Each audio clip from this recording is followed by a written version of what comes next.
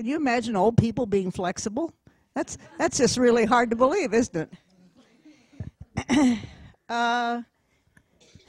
Anybody else? Well, I want you to ponder that this week and kind of study what you really are doing. It's kind of really important to know what you really are doing. Like Jerry and I both like travel, so that's an ours. We like travel.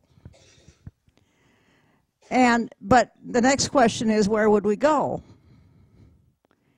So sometimes our method or our goals might be different. For example, he wanted to go to all the covered bridges in the Northwest and even farther. And he wanted to go to all of the national parks in the United States. So his goal was more oriented toward a certain kind of activity. And in reality, what we went to was about 35 countries together, which would not have been his goal, but that was the blessing. So don't get so strict and so rigid that you miss the blessing and you miss what could happen if you'd let the blessing happen. And if you'd like to travel, what are you going to do with it while you're gone, and what are you going to do with it when you get home?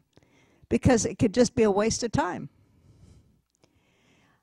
I firmly believe that everything we do has to be done with purpose, a sense of direction, and a movement of good in this world. When our children were little, we had a book, several books, but one big book especially, that talked about all of the. There were different books for different regions of the United States, but it talked about all the towns. History of the town, where the name came from, what year it was incorporated, what it was famous for. So we would drive, and we would come to a town, we'd get the book out and read it. And then we'd look around, and we'd study the architecture, we'd study the banks, we'd study the people, we'd ask the old-timers questions. So it was a research project rather than just a vacation. But it was fun. We didn't have to write. We weren't going to be tested. However, we did have the M&M quest.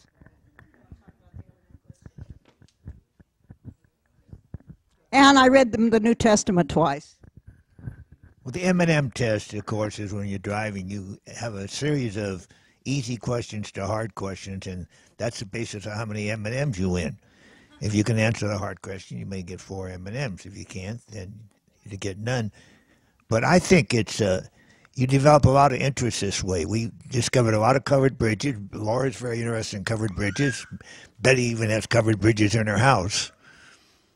And we like to do things together, metal detect, beachcomb.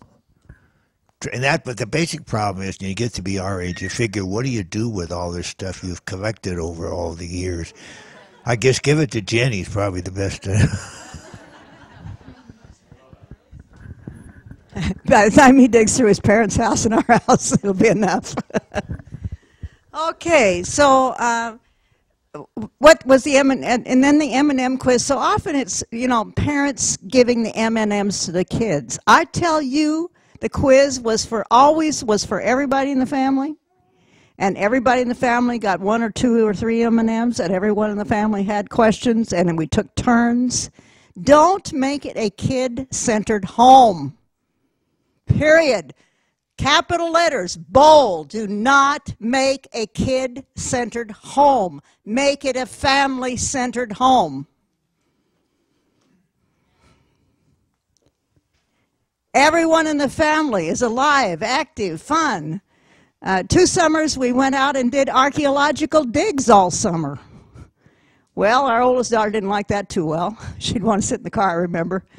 But the rest of us were out there, shakers, digging down a foot, then another foot, then another foot. We went 8 foot down on Sophie's Island and found all sorts of archaeological artifacts, and we belonged to the Oregon Archaeological Society. They taught us how to do it. We did it professionally, and then they let us keep the artifacts. So this was a very big deal. So instead of just going to Disneyland, which is fine once, But I don't think any of us should go twice because it's a man-made entertainment and it doesn't have long-lasting fruit from it. It's fun. It's a fun thing to do. People will spend their whole vacation at Disneyland when you could play in your backyard. I was telling the class this afternoon, Jerry and I and several of the Samaritans, I think our son and so on, come on over here, Jerry, we're talking about the softball game we played in Washington. Tell about it. Well, we had about 7 or 8 people, and we decided to play softball. The only problem is we didn't have a ball or a bat. Or mitts. So everybody got out there and played their position, and the pitcher pretended to pitch the ball, and the batter pretended to hit it and took off, and the fielders ran after it, and people covered second base for the runner coming in, and it was a lot of fun because nobody made an error because, you know.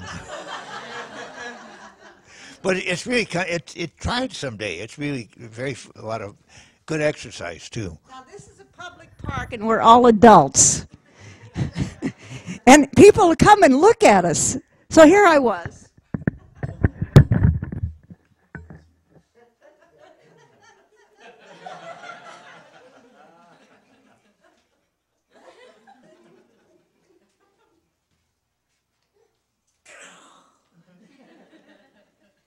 And you know, we played about 5 innings.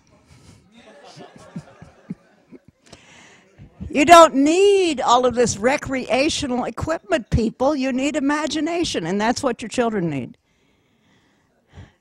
Imagination is fabulous. Fabulous.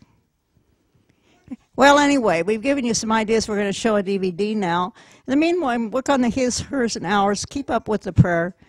And if you need another sex discussion, you better have it. Yes, Dorothea. Matt. I think they got into it some. Or it's, you know, assigning responsibility and making everything ours. Yeah. All things are held in common. And so if my husband has ball equipment, I own it, even though I may never use it. We own it. You see what I'm saying? We own it. We have it in common. It's common things. Well, there's a time for that. Maybe the older people, they have to do that.